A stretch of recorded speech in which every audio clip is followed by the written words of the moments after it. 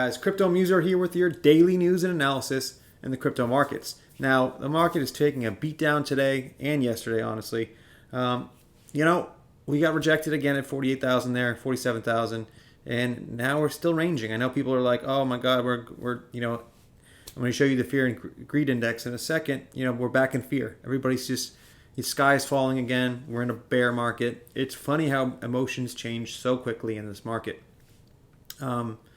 I don't see it as the sky is falling. I see this as a buying opportunity once again. Every time I see a red day like this, with the price drops, 5 to 10%, I dollar cost average. I keep dollar cost averaging because I am in this for the long game. And anybody who is involved in crypto right now should know, obviously, with everything going on, that this is here to stay, right? You should be all playing the long game here. So when you see price drops like this, it's a buying opportunity, guys. Stop looking at it from a day-to-day aspect. Start thinking long-term. If you're a day trader, that's good and all, but 95% of day traders lose money. You better be on your computer. You better be well-versed in TA and all that, and have a lot of time in your hands to really day trade and do it consistently and make money. Other than that, if you're like me, who doesn't have all the time to day trade and just endless hours in front of a computer, I'm in this for the long term. I do long-term investment, right? I look at everything on a macro level. So when I see prices like this, when I see a red day where Bitcoin's trying to stay above 40,000 again, it's just more buying opportunities, guys. Do your research, do your own research, obviously, and dollar cost average into the projects that you do enough research with that have a future, right? I mean, you can't really go wrong with the top 20 or so coins because their market cap is high. Obviously, there's a lot of liquidity there. So do yourself a favor, research into some of these top coins, know what they're doing, know what the technology behind these coins and what the use case and what they're trying to solve a real problem out there, and dollar cost average. Not financial advice, obviously, but dollar cost average. If you don't understand what dollar cost averaging is, it's just buying pieces and pieces as the price goes up. As the price goes down, right? Just small investments over time to make sure you have a nice solid, basically buy-in price, right? So every time you see the price drop a little more, buy a little more, buy a little more. Don't throw all your money in something all at once, because then if the price drops, then you have no money left to buy, right? Always just keep cash on hand on the sidelines to make sure you can buy these dips. I know it seems like rocket science for some people to make money in this market, but it really is as easy as that. Just dollar cost average and then wait. That's all you gotta do is sit on your hands, guys, and wait. Patience is the biggest key in this market.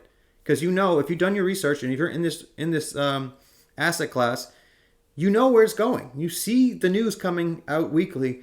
This is here to stay. This is only going to grow, right? We're at $2 trillion market cap. I keep saying these on this channel, but we're at a $2 trillion market cap, guys. This thing is easily getting to 10, 15, 20, $100 trillion in the next 5 to 10 years. So know if you put money in today that you will make tons of money 5 to 10 years down the line.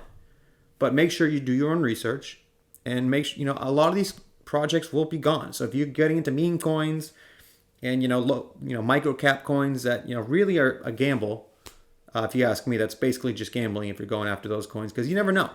With those coins, they could go to zero tomorrow, right? But we know where blockchain technology is going. So that there's at least the top 20, top 50 coins are going to be there in 5 to 10 years, right? So you got to do your own research and figure out which coins are going to be there. And then you really can't miss. 5 to 10 years down the line, you'll be up, 10x, 20x, 50x, who knows, right? If you look 10 years ago and you put your money in XRP or Bitcoin or Ethereum, you'd be a millionaire now, right? What's going to happen in the next 10 years? You look at a chart, a Bitcoin chart from 10 years ago, right? The yearly chart, if you want to see, or the month. Look at the monthly chart, right? And it just keeps going up, right? It kept going up. Is it going to go down all of a sudden and stay down? No, this thing is here to stay. It's only going to go up more. So guys, I always try to say this, but be patient and zoom out. And when you see red days like this, try not to panic, right? Don't let your emotions take control. Step outside, go take a walk, Enjoy the day. It's springtime, right? Don't get so caught up in the day-to-day price action. That's all I'm saying. So let's get right into the video, guys. But before I do, if you guys could please like, subscribe, and leave a comment down below, it'd be very much appreciated. But let's get right into it. So fear and greed index, guys. Obviously, we're back in the fear. Nothing new here. I mean, we sat in fear for about 4.5 months. We just quickly got out for a second there. And guess what? We're back to fear. Just to let you know, the emotions of people is what, runs this market. Most retail investors are so emotionally driven that it's just insane. They see the price drop and they start selling. They start panic selling. When they see the price going up, they're buying. You can't let your emotions dictate buying and selling in this market. You should do the opposite. When the fear and greed index is in the fear, you should probably be buying. And when it's in greed or extreme greed, you should probably be taking profits, right? It's as easy as that. If you want to just simplify it to that easy aspect right there, there you go. But obviously, just wanted to show you guys back in the fear. Emotions, retail investors, they're led by emotions, bottom line. So the first thing I want to show you guys in this video, if it loads. So we talked a lot about the Ripple versus SEC lawsuit. This is Green XRP tweeted this. So it's becoming clear what Ripple did wrong with XRP. They didn't pay off the SEC with Bill Hinman and Jay Clayton like Ethereum and Bitcoin did. I mean, it's becoming very clear now that the corruption with the SEC. I mean, I've been calling it out for months now, but now it's just so clear and 100% clear that I guess the reason why Ripple got sued is because they didn't pay off the SEC. And I guess the Ethereum Foundation did. I mean, it's as easy as that, right? It's as simple as that.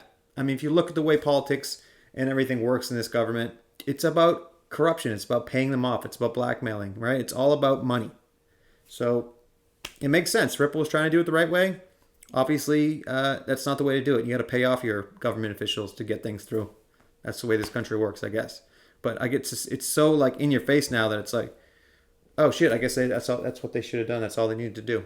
But since they were trying to go about it the right way and not be criminals, right? Then they get tagged as a criminal by the criminals that are suing them. So yeah, isn't that great? That's the way our country works. But along those same lines, this is Digital Asset Investor tweeted this out. So we were a bunch of conspiracy theorists just last week. Lies don't stand the test of time. And that is just funny, right? They called all of us conspiracy theorists for months, and months since this lawsuit came down. And all of a sudden, since Empower Oversight came with these emails from Bill Hinman, all of a sudden you're seeing every news agency, not the major news agencies because they're bought by the government, but the Daily Hodl, most crypto news articles I'm seeing now are covering, or news agencies are covering the story. And you didn't see that, months back. You didn't really see much about this lawsuit around, but all of a sudden everybody is covering. It's all over Twitter. Bill Hinman, definitely known to be a corrupt politician or a corrupt SEC official at the time, getting paid by a law firm, highly invested in Ethereum, and then gives Ethereum a free pass, making him millions of dollars. I mean, pay to play. I mean, I don't know what you want to call that. That's basically corruption 101 right there. You pay me, and I'll do something within the SEC to make you guys money, or all of us money. I mean, it doesn't get any black and white as that, right? It's bottom line. Bill Hinman was corrupt. He got paid off to give Ethereum a free pass. He did it and then walked out the door. And his buddy Jay Clayton, also corrupt, slaps a lawsuit on Ripple, Ethereum's competitor, as he walks out the door, making them money as they leave the SEC. It's really as easy as that. And they're so arrogant, these two, Bill Hinman and Jay Clayton, so arrogant, so just blatantly arrogant that they thought, this is fine, right? No one's gonna come after us. This is just normal. Everybody does this, right? So they just walk out the door and they go, Jay Clayton goes and joins One River, Bill Hinman goes back to Simpson and Thatcher, and life goes on. They make millions of dollars off the backs of U.S. investors that got ruined by their decisions. They didn't think they really weren't ready for Ripple, and they weren't ready for the XRP community. They were not ready for this, and now, like I said, it's all over the news, or all over the social media news, if you want to call that news. That this isn't going to go away. This is not going away. This is happening. And it's getting so deep now where Digital Asset Investor actually tweeted out to, what's his name? J.W. Verrett, which was an advisor for the SEC for years. He's a really big time securities lawyer, right? And he's recently come out against the SEC and how they're treating crypto. But Digital Asset Investor tweeted out, "Hey J.W. Verrett, can you weigh in on this? Can you weigh in on the Hinman corruptness, right?" And J.W. Verrett replied and says, "I don't have all the facts, and I agreed with many of the arguments in Hinman's speech on Ethereum. I also think this is at least requires the SEC Inspector General investigation." And he continued on. Wait, no, didn't he continue on? Oh yeah, then he continued on and said, that IG investigation could either clear Bill or provide more background about what happened. This law firm retirement, in quotations, ethics policies are also a hot mess. Now, that's a high-level securities lawyer, and I believe he just left as the SEC advisor, but he was an SEC securities advisor basically for years. So a well-respected opinion, right? And he comes out and says, yeah, it looks like we need an investigation. So, this is not going away until we get an investigation. Now, Congress, or like he said, the Inspector General within the SEC needs to start an investigation here. But bottom line is there needs to be investigation. And I think at this point, it's going to happen. 95% of me thinks that an investigation will happen. When will that be? Who knows? But we will keep fighting the battles. Digital Asset Investor and TAIG and all these Twitter sleuths out there will continue to do what they're doing until we get an investigation. And John Deaton, the rockstar XRP community member lawyer, will keep doing his thing. And, the way he's going about it, I have no doubt he's already talking to politicians and congressmen about the ETHgate and everything going on with the SEC. So I'd see an investigation coming soon for sure. So I guess we got to just stay patient with that. The next thing I have here is Digital Asset Investor. So at the Bitcoin conference in Miami this past week,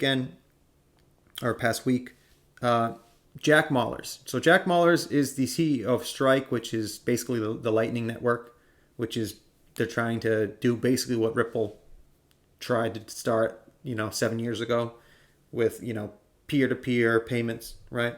And I guess Jack Mallers came out and said at the Bitcoin conference that he has just signed on to, I believe it was Shopify. So he's basically trying to use companies to use Bitcoin and the Bitcoin Lightning Network platform for payments, right? But the problem is he doesn't understand the process in which he has to go through to really get that adopted, or to really get the liquidity there to really use the Lightning Network, and for, worldwide or even nationwide, right? So Digital Asset Investor tweeted this out.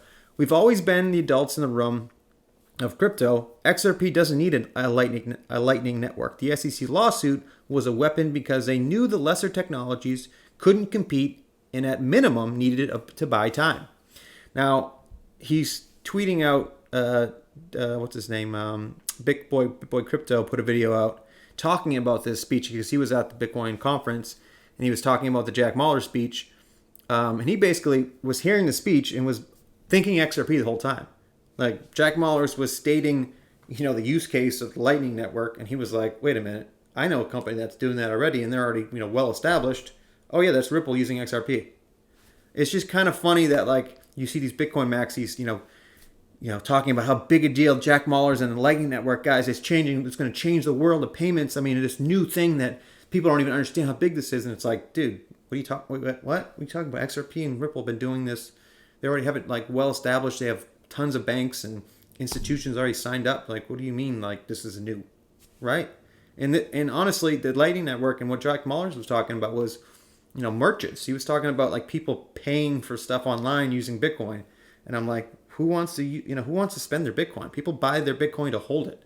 No one wants to buy shoes online with their Bitcoin. That's ridiculous, right? So it's just funny how all these Bitcoin maxis out there saying this is the end of XRP. The Lightning Network is, you XRP guys, should be shaking in your boots now that Jack Mallers is here to take all your money and all Ripple's money. Like, look what Ripple is. Ripple's is well established, huge company, right? Worth $15 billion at the moment. And then you have Jack Mallers, this 28-year-old kid, being like, oh no, I'm gonna take your business away, and I'm gonna it's like, dude, did you think this through at all? Like, I know you probably something might happen and you might do some business, but you're definitely not like, if you think about it, Ripple's going after remittances for banks and corporations, like millions of dollars here. You're trying to help people buy $100 shoes online using Bitcoin. Like, give me a break, dude. Sorry. I mean, if you guys think the Lightning Network's going to work, it's still a centralized network, right? It's not, even though they claim to be centralized on their website, it's a centralized network. It still doesn't, and actually, I could explain it, but let me just get Lambo to explain it better for you. Actually, let me just read this tweet first by Big Boy. This is the way he thought when he saw this Jack Mallers announcement at the Bitcoin conference. And this is what Emilio Castillo said about it. He said, I don't know who needs to hear this, but Jack Mallers' announcement at Bitcoin 2022 rendered XRP technology obsolete. Really, dude? So then Ben Armstrong, BitBoy Crypto, said, if low IQ needed a face, it's this guy. Jack's F-word tirade was a gigantic advertisement for XRP. And, right? I mean, that's what... That's what's funny about all this.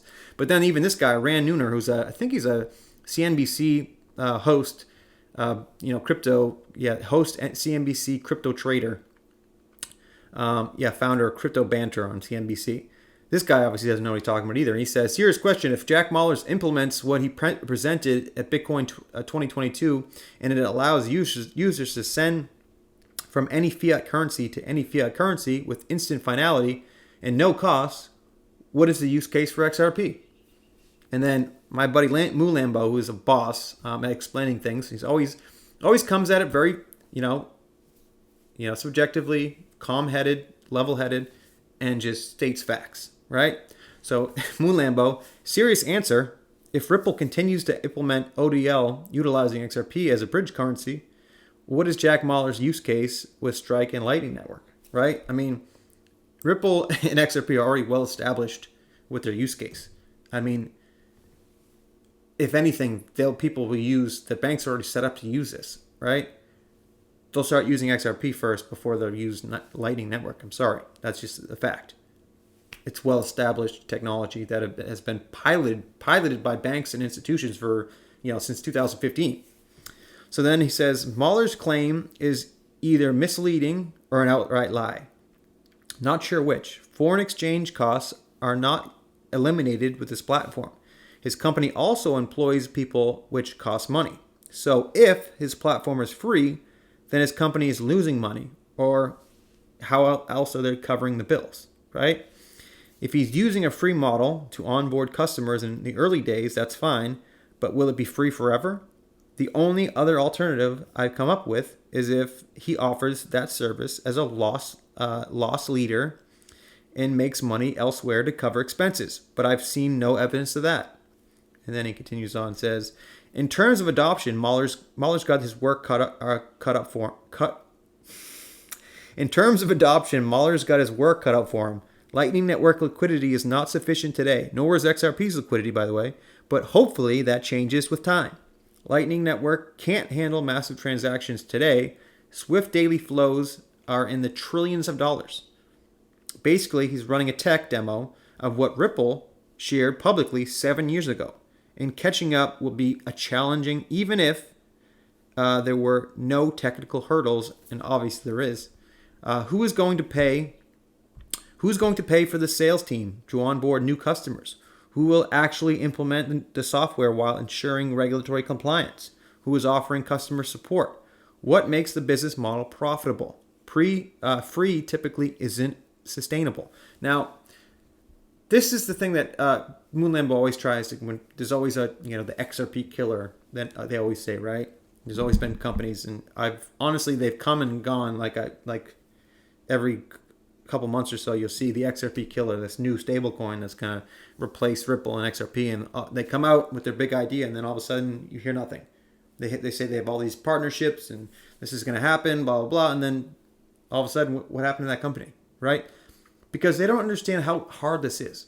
Ripple has been doing this for 8+ years now, and they still aren't really well adopted. I mean, there's 300+ banks that are either using or piloting their technology, but until there's regulatory clarity, they're still not going to be able to, use it, a full adoption of, Ripple's technology. But they are, way ahead of the competitors, right? They're way ahead of any other company trying to do this. And I'm sorry, Jack Mallers, but just because you guys have Shopify on board, it doesn't mean that you have merchants and people that want to use the service. That's another problem. You have to get the customers to actually use it. And like I said before, most people don't want to spend their Bitcoin. They want to hold their Bitcoin, right? It's a long-term. And the funny thing is, most people that, Bitcoin maxis talk about Bitcoin as digital gold, right?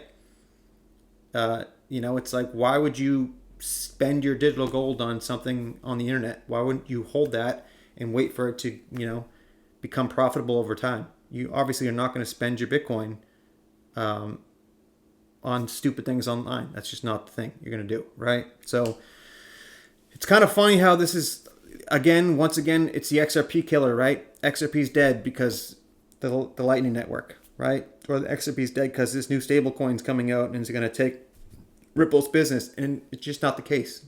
Time and time again, it's just not the case. And until someone really has something that really is going to take, Ripple or XRP's whole use case, I will be very happy with my investment in XRP, even with this lawsuit, because I know it's going to come down soon enough. I am very happy and very comfortable with my investment in XRP, and I will be until there is actually a competitor that can actually dethrone XRP and Ripple, and that is still not the case. So the last thing I want to just end the video with is, so I love Bitcoin, right? I own a shit ton of Bitcoin, right? But it's people like this, these Bitcoin maxis, that think that Bitcoin is the only coin, right? It's the end all, it's just Bitcoin, and everybody else can basically go away and die a slow death, basically, right? With these Bitcoin maxis. This guy is the worst. I forget his name. I don't even care about his name anymore. But this guy right here is the biggest schmuck of them all. And look at this video from the Bitcoin conference real quick. That's the fiat currency. It's all garbage. It's fake. It's worse than the plague. Yeah, It's worse than children. Don't touch this. It's worse than drugs. Rip another one. How out of touch with reality are you two? Dude, there are people that actually could use that money, right? There's people, kids starving in the world. I know that's whatever to say, but like for real though, you could just donate that money. Now you're trying to prove a point. Oh, currency, paper money's bull BS, blah blah. Dude, you could have bought Bitcoin with that money. Like, what are you doing? Like, that just shows you how much an idiot these people are. I'm sorry, but you Bitcoin maxis are just like, you're part of the tribe that just doesn't think much, I guess. I mean, like I said in the beginning, I am like 100% bullish on Bitcoin. I own a ton of Bitcoin, but that is not the way to prove any point. That's a way to say that I'm an idiot, basically. So just had to show you that real quick at the end of the video, guys, just to show you, this is what's wrong with Bitcoin, right? Bitcoin obviously is here to stay. There's some great things about Bitcoin that, I love. There's a reason why I got into crypto. But it's people like this that need to stay out of Bitcoin and stay out of the limelight, because he is only hurting Bitcoin. He's only hurting our investment. So you could disagree with me there, but that's just the way I see it.